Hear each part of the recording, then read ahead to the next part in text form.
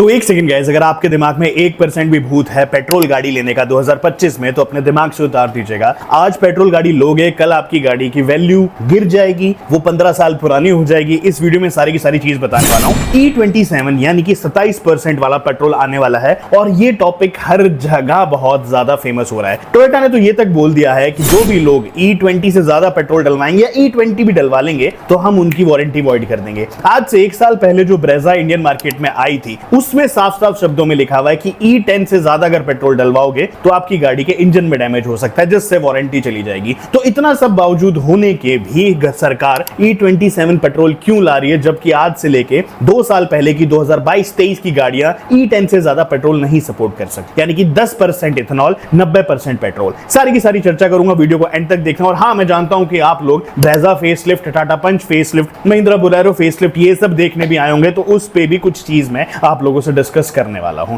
Guys, याद होगा आप लोगों को, ये मेरा पॉइंट नंबर 1 है। 10 सितंबर 2018 में हमारे यूनियन मिनिस्टर नितिन गडकरी जी ने दुर्ग में एक रैली के दौरान बोला था कि कंट्री में 5 इथेनॉल मेकिंग फैक्ट्रीज हम लोग सेटअप करने वाले हैं, जिसके बाद डीजल का रेट 55 रुपए लीटर और इसका अल्टरनेटिव पेट्रोल का रेट 50 रुपए लीटर हो जाएगा। ये जो इथेनॉल है, इसको paddy straw, wheat straw, sugar cane या फिर म्युनिसिपल पार्टीज से जितना भी वेस्ट निकलता है, म्युनिसिपल जितना भी वेस्ट निकालती है, उससे बनाया जाएगा। आज 2025 में इन लोगों ने E20 को अचीव कर लिया है, यानी कि 20% पेट्रोल में इथेनॉल मिलाने को अचीव कर लिया। उसके बाद भी पेट्रोल के रेट 90 से लेके 105 रुपए लीटर और डीजल के रेट भी आप लोगों को 90 से लेके 95 रुपए मिलेंगे। तो कहीं पे भी यहां पे हमें वो बेनिफिट नहीं मिला जो 2018 में नितिन गडकरी जी ने बोला था कि हम लोग पेट्रोल और डीजल का रेट कम करेंगे। अब एक छोटा सा एग्जांपल मैं आप लोगों को देता हूं। आप लोग एक गाड़ी खरीदते हो, उसमें आप लोग E20 पेट्रोल डलवाते हो, यानी कि जो सिंपल वाला पेट्रोल आता है वो डलवाते हो। उससे आपकी गाड़ी की माइलेज 5 से 6% कम हो जाएगी, जिसके बारे में मैं बाद में बताऊंगा। और साथ ही साथ आप लोगों का जो इंजन है वो भी पोटेंशियली डैमेज हो सकता है। तो मुझे कोई समझ में नहीं आता कि आज की डेट में आपको पेट्रोल गाड़ी खरीदनी चाहिए, क्योंकि थोड़े दिन बाद ही E27 पेट्रोल भी आने वाला है, जिससे पेट्रोल के रेट तो आपको बढ़ते हुए मिलेंगे ही, साथ ही साथ आपकी गाड़ी का जो इंजन है उसमें भी पोटेंशियल डैमेज, इसी के साथ साथ माइलेज भी काफी कम होने वाली है। देखिए, सेकंड नंबर का जो मैं पॉइंट बताने वाला हूं, इसको मैं प्रूव नहीं करता, ये इंटरनेट पे जो भी मेरे को इंफॉर्मेशन मिली है मैं उसके बेसिस पे बता रहा हूं। नितिन गडकरी जी ने 95 में पूर्ति ग्रुप फाउंड किया था, जो आज की डेट यानी कि 2025 में पूर्ति पावर एंड शुगर लिमिटेड नाम से जाना जाता है। ये ग्रुप विदर्भा में 17 प्लांटेशंस ओन करता है एंड काफी सारी फैक्ट्रियां हैं जो इथेनॉल ब्लेंड करती हैं। अब एक एग्जांपल के तौर पे बेला विलेज में इनका एक फैक्ट्री है जो लगभग 45,000 लीटर डेली इथेनॉल प्रोड्यूस करता है। हालांकि आपको एक चीज और मैं बताना चाहूंगा कि नितिन गडकरी जी ऑफिशियली इस ग्रुप से सेपरेट हो चुके हैं, यानी कि उनका इससे कोई लेना देना नहीं है। बट यहाँ पे एक छोटा सा कैच ये है कि उनका बेटा यानी कि Nikhil Gadkari CIN agro head है, जो इथेनॉल बिजनेस में है, यानी कि इनडायरेक्टली उनकी जो फैमिली है कहीं ना कहीं इथेनॉल से रिलेटेड है। कॉन्फ्लिक्ट ऑफ इंटरेस्ट, हाँ, क्योंकि गवर्नमेंट इथेनॉल ब्लेंडिंग पुश कर रही है, यानी कि E20 से E27 लाया जा रहा है, जिससे कहीं ना कहीं शुगर मिल्स एंड साथ ही साथ इथेनॉल प्रोड्यूसर्स को बेनिफिट होने वाला है। खैर गाइस, मेरा यहाँ पूर्ति ग्रुप से भी कोई लेना देना नहीं है, मेरा यहाँ पे किसी और से लेना देना नहीं है। मेरा मेन आज मोटो है E27 से आपको बचाने का। खैर, ये सब छोड़ते हैं। याद होगा वीडियो की स्टार्टिंग में मैंने बोला था कि मैं प्रूव करके बताऊंगा कि ये वाली जो E27 या E20 ब्लेंडेड पेट्रोल्स हैं, ये आपकी गाड़ी की माइलेज कम करते हैं। चलिए नितिन गडकरी जी का ही एक स्टेटमेंट देख लेते हैं। नितिन गडकरी जी ने परसों एक लाइन बोली थी, you show me one vehicle anywhere in the world which had problems because of E20 petrol. यानी कि वो खुला खुला चैलेंज दे रहे थे कि मुझे पूरी दुनिया में एक भी गाड़ी ऐसे दिखा दो जिससे E20 पेट्रोल डलवाने के बाद दिक्कतें आई हो। अब एग्जांपल के तौर पे अगर आप लोग टीम BHP पे जाओगे, वहां पे भी आपको बहुत सारे एग्जांपल्स मिलेंगे। फेसबुक पे भी बहुत सारे लोग ये बताते हैं कि 5 दिन हमने अपनी गाड़ी खड़ी करी या ज्यादा से ज्यादा 7 दिन अपनी गाड़ी खड़ी करी, उसकी वजह से पेट्रोल में से इथेनॉल अलग हो गया, क्योंकि इथेनॉल जो है वो वाटर को अट्रैक्ट करता है। अब पेट्रोल और इथेनॉल अलग हो चुका है तो आपके जैसे ही फ्यूल सिस्टम में ये सारी चीजें जाएंगी, आपका इंजन डैमेज हो जाएगा। लेकिन यहां पे मजेदार चीज ये है कि BT@100 यानी कि बिजनेस टुडे के साथ एक काइंड ऑफ पॉडकास्ट में नितिन गडकरी जी बताते हैं कि हाँ, इथेनॉल से आपकी जो गाड़ियां हैं उनकी माइलेज 5 से लेके 6% तक कम हो सकती हैं, बट इससे इंजन डैमेज नहीं होता। अब यहां पे फैक्ट्स की मैं बात करूं तो इथेनॉल का जो एनर्जी डेंसिटी है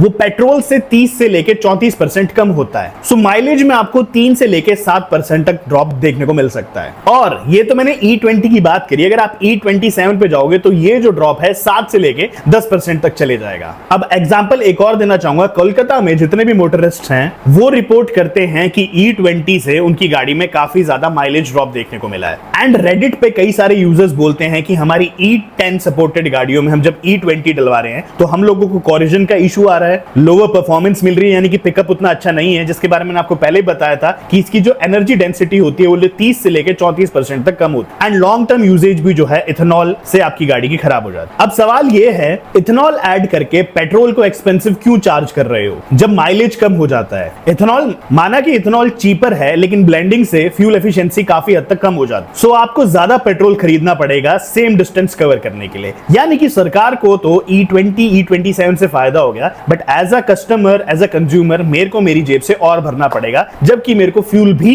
मिलावट वाला मिल रहा है, साथ साथ मेरी गाड़ी का जो इंजन है उसमें भी डैमेज। अब गवर्नमेंट का इसके पीछे एक तथ्य है, वो बोलते हैं कि इससे इंपोर्ट काफी हद तक कम होता है, यानी कि इंडिया को 22,000 करोड़ रुपए का फायदा होता है सालाना। बट सीधे सीधे तौर पे देखा जाए तो एक कस्टमर को E20 से 7 से लेके 8% तक माइलेज कम मिलती है। इसी के साथ साथ उनको उनकी जो गाड़ी की मेंटेनेंस है उसमें भी ज्यादा खर्च करना पड़ता है। अब पॉइंट ये है कि फायदा डायरेक्ट जो है एथेनॉल प्रोड्यूसर्स को, शुगर मिल्स को एंड कहीं हद तक जो है फार्मर्स को भी हो रहा है, बट डायरेक्ट घाटा जो है हम लोगों को होता है। अब पॉइंट जिसके बारे में मैंने पहले भी बात करी थी, आज से 1 साल पहले, यानी कि अगर आपने परसों भी एक ब्रेजा ली है, वो E10 फ्यूल को सपोर्ट करती है। मैं ये नहीं कहता कि E20 नहीं डलवा सकते, E20 भी डलवा सकते हो, बट वापस याद करिए, मैंने जिक्र करा था कि अगर आप E10 गाड़ी में E20 वाला फ्यूल यूज करेंगे तो कोलिजन आएगा, आप लोगों को माइलेज में ड्रॉप मिलेगा, परफॉर्मेंस इश्यूज आएंगे एंड आपका जो इंजन है वो भी डैमेज। अब ब्रेजा जो इंडिया में आती है उसकी मैनुअल पे क्लियरली रिटन है कि इसमें आपको E10 ही पेट्रोल डलवाना है। मारुति ये बोलती है कि 2023 मार्च के बाद जितनी भी गाड़ियां हैं वो E10 सपोर्टेड है, बट उनका क्या, जिनकी गाड़ियां मार्च 2023 से पहले आई थी। ब्रेजा का मॉडल तो 2021 में आ गया था नया वाला, तो यहां पे उन यूजर्स के साथ सरासर नाइंसाफी है। टोयोटा ने तो इस हद तक कह दिया है कि अगर आप E20 अपनी गाड़ी में डलवाएंगे तो आपकी जो वारंटी है हम उसको अवॉइड कर देंगे, और वो एक इंसान को मेल तक करके ये लिखते हैं कि E20 पेट्रोल अपनी गाड़ी में मत डलवाइए, इससे आपकी गाड़ी का जो इंजन है वो डैमेज हो सकता है एंड जिसकी वजह से हमें आपकी गाड़ी की वारंटी वॉइड करनी पड़ेगी। अब यहां पे देखिए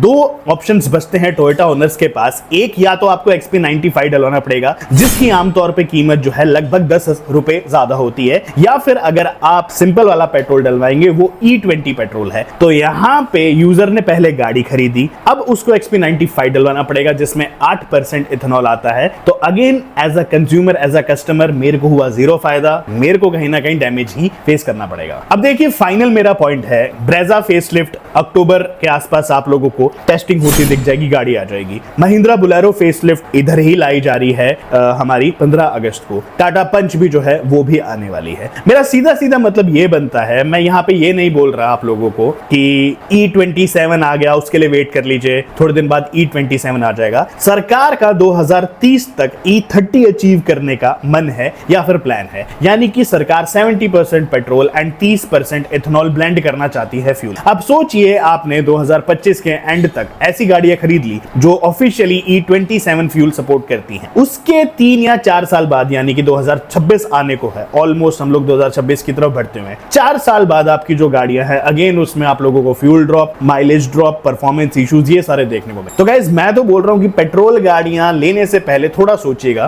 क्योंकि अगर आप पेट्रोल गाड़ी लेते हो तो 2-3 साल में जो है सरकार के नए E30, E20 ये सारी जो जितने भी नए फैसले हैं इससे आपकी गाड़ी की परफॉर्मेंस इश्यूज, माइलेज वगैरह आएंगे। हाँ, अभी जो ये नई वाली महिंद्रा बुलेरो आने वाली है ये भी E27 सपोर्ट करेगी, टाटा पंच भी करेगी एंड जितनी भी फ्यूचर आप गाड़ियां देखोगे, सितंबर 3 को लॉन्च होने वाली मारुति सुजुकी एस्क्यूडो भी आप लोगों को E27 पेट्रोल के साथ देखने को मिलेगी। काइंड ऑफ सरकार ने जितने मैन्युफैक्चरर्स हैं उनको तैयार कर दिया है ये बता के कि हम E27 पेट्रोल लाने वाले हैं। तो जितने भी अब गाड़ियां हैं आप लोगों को E27 रेडी देखने को मिलने वाली है। और ये चीज मैं इसलिए बता रहा हूं क्योंकि मेरी जितनी भी ऑडियंस है वो ब्रेजा फेसलिफ्ट, टाटा पंच फेसलिफ्ट, महिंद्रा बुलेरो ये सारी लेने की सोचते हैं और मैं खुद लेने का सोच रहा था। बट ये सब देखने के बाद मेरा जो सीधा सीधा मन है वो जाता है कि या तो मैं डीजल गाड़ी लूं या फिर मैं ईवी गाड़ी की तरफ बढ़ जाऊं, क्योंकि ईवी में एज सच कोई चीज नहीं आने वाली एंड डीजल गाड़ियों के साथ जो है इथेनॉल ब्लेंडिंग नहीं हो सकती, क्योंकि डीजल में इथेनॉल ब्लेंड नहीं करा जा सकता। तो कुल मिला के ये सिस्टम है कि डीजल गाड़ी खरीदोगे तो 10 साल चला पाओगे, पेट्रोल गाड़ी खरीदोगे तो E27, E30 ये सारी चीजें आने वाली हैं। तो भाई ये अब फैसला आपके ऊपर है। मैं जितनी चीजें बता सकता था मैंने बता दी है। ये है मेरा मुद्दा कि stop buying petrol cars for now.